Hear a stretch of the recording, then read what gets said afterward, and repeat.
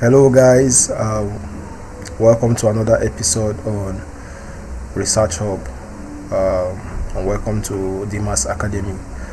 So today, basically, we are going to be looking at a very, very important aspect of research, which has to do with problem statement. Now, this problem statement is the most important piece in your chapter 1. Because if there is no problem, then what is the point doing the research? That is why most supervisors will pay attention to your problem to discover if actually you were able to establish a problem or not. So without wasting most of your time, let's go straight into the research. Now, how to write a statement of the problem, right? And then, what is a statement of the problem? A statement of the problem is a clear and concise explanation of an issue or gap that a research study intends to address. So there is an issue that you want to address, right? It identifies the difference between the ideal solution and the current reality, highlighting why the issue is important. It also justifies the needs for the study by showing the existence, persistence, and effect of the problem, as well as gap in knowledge. Take note. And then, now let's go deep into the study. What to consider while writing a statement of the problem. This is very, very important. In fact, this is the essence of this research work. Pay attention. Now, the first thing you want to consider is the ideal situation. The ideal situation. So, what is the ideal situation? What is it supposed to be? Now, if we are looking at a hypothetical research question, a hypothetical research topic, and say we want to consider maybe the effect of social media on academic performance, then you can now say university students are expected to use social media productively to support their academic work. Now, that is the ideal situation, what it should be.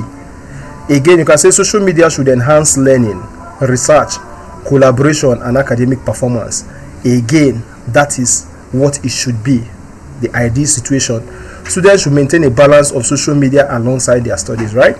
And then, what is the reality in ground? What is the reality on ground?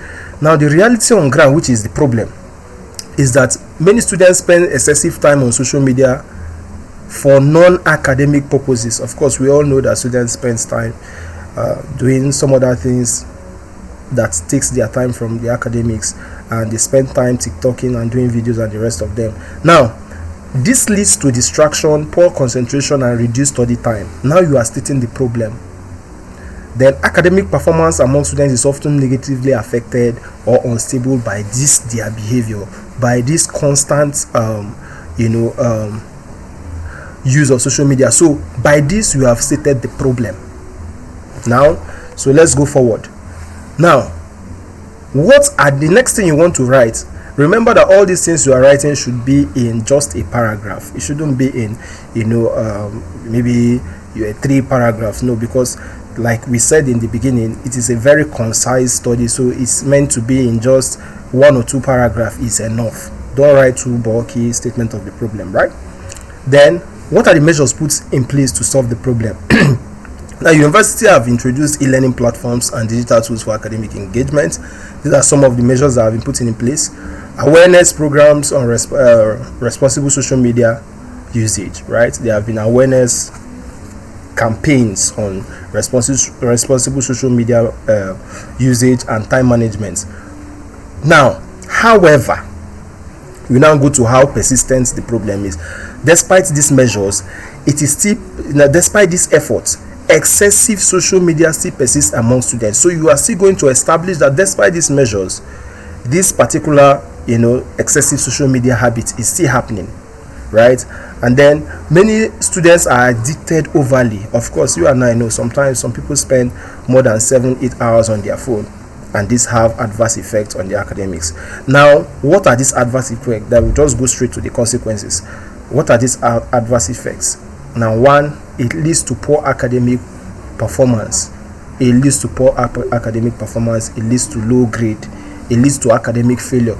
That is why some people cannot, some people are managing, like Yakubu, in their research, in their academic performances. all these things are actually going down because of sometimes academic less concentration due to social media. These are some of the things you are supposed to establish in your problem of the study. So now we are stating the problem, right? One of the problem is poor academic performance, decreased concentration and productivity, poor time management, and increased pressure. Now these are the actual problems you are stating at this point. Now you now say, because of these problems that you stated, now that is the reason why you want to examine how social media influences academic performance. I tell you, if you can do these things, follow this process, we have written our statement of the problem already, because we have identified the gap. We have also stated the reason for the research which we are doing now. We have stated the importance, the consequences of this behavior, and the reason. Now that is what we are stating. Now, to provide insight that can improve students' academic success, of course this is your goal, and then to support policymakers and educators in developing effective strategies, of course. Now, gap in knowledge. Now, the gap in knowledge is that there is uncertainty about social media, about whether social media have positive or negative impact. Of course, some persons will argue for the positive impacts, while others will argue for the negative impacts. Take note, most times when you're doing these things, people pay attention. People pay attention to things like concentrating on the positive impacts more when you are actually studying your purpose in your head while you are engaging on that research. You want to look at the negative impacts. But if you talk much on the positive impact on your statement of the problem, you've made a mistake. So you are not supposed to talk about the positive impact. You should concentrate on the problem, right? So existing studies have showed mixed or inconclusive results, but this your study now intends to fill that gap, right? And lack of specific data relating to particular universities or regions. Now, finally, conclusion of the statement of the problem, right? The continued existence of this problem despite various interventions, which we have shown, because we have shown some of the interventions, and efforts that have been made. So it is despite these interventions, since there is a consistent or persistent problem in this regard. So this study intends to explore the impact of social media on academic performance and to fill the identified knowledge. If you can do this, then effectively you stated your problem. And remember, while stating your problem, your emphasis, please take note, your emphasis should be on the dependent variable and not the independent variable.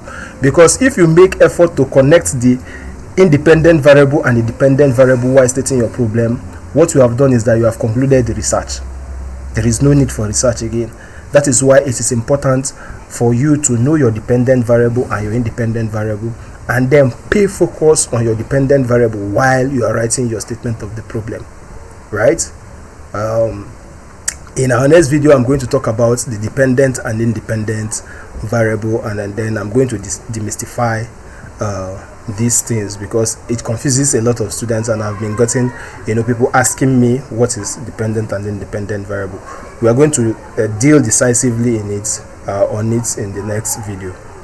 So thank you for following us. Don't forget to subscribe, like, and share this video if it meant new knowledge to you. Okay, till we meet again, stay blessed.